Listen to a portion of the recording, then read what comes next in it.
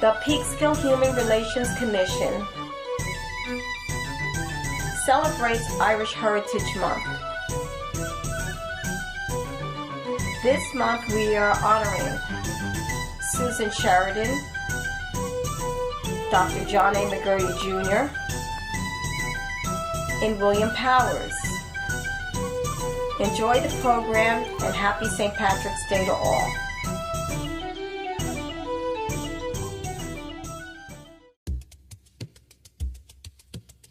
Sue Sheridan has a distinguished record of service to the Northern Westchester community. She's an 8th-generation resident of the Peekskill, Cortland area, tracing her roots back to James Spock, who was born in 1741 and later became a local Revolutionary War hero.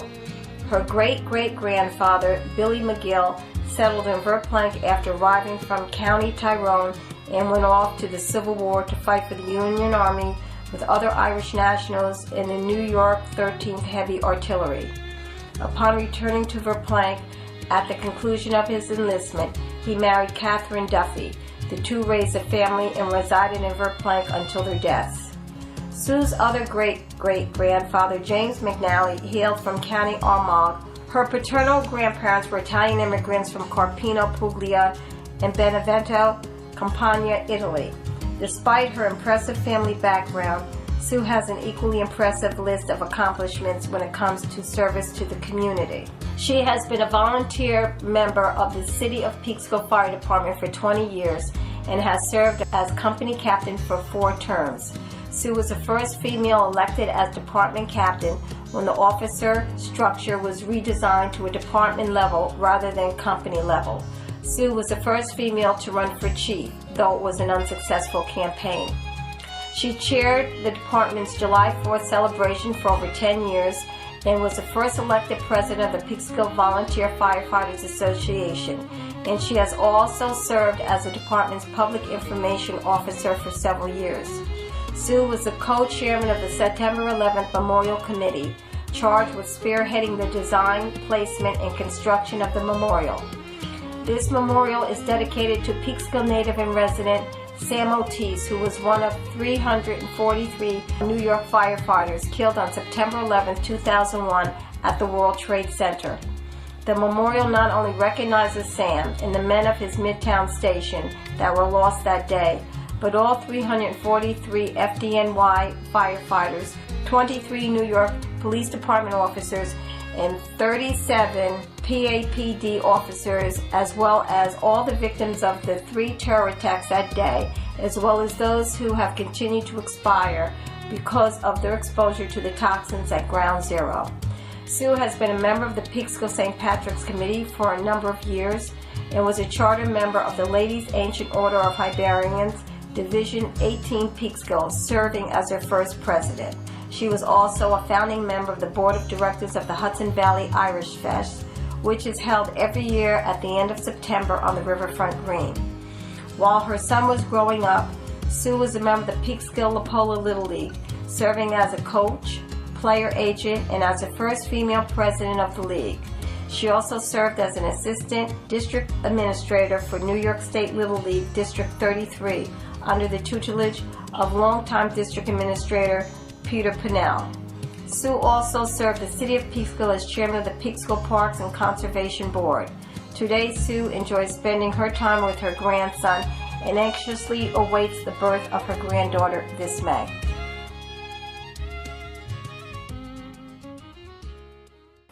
Good afternoon. I'm sitting here with Susan Sheridan, who was being honored for Irish Heritage Month.